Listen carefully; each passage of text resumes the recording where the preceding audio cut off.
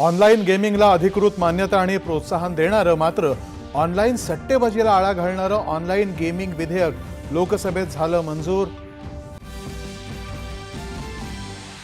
गृहमंत्री अमित शहा यांनी संसदेत मांडलेल्या 130व्या घटना दुरुस्ती विधेयकासह तीनही विधेयकं संयुक्त समितीकडे पाठवली जाणार।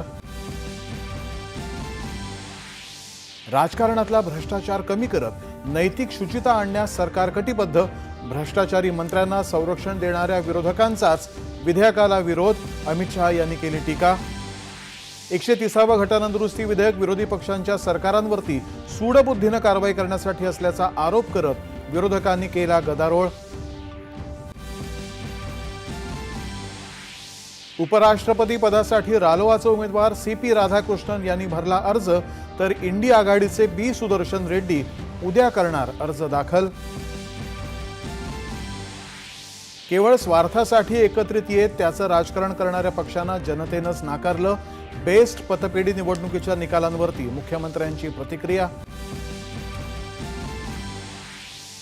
16व्या आशियाई नेमबाजी अजिंक्यपद स्पर्धेमध्ये रश्मिका सहगलला 2 सुवर्ण पदकं तर मनू भाकरला कांस्य पदक। आणि मुंबई ठाण्यामध्ये पावसाचा जोर ओसरला। पश्चिम महाराष्ट्रामध्ये मात्र नद्या इशारा पातळीवरती। प्रशासनानं नुकसानीचे तात्काळ पंचनामे करण्याचे कृषी मंत्र्यांनी दिले निर्देश।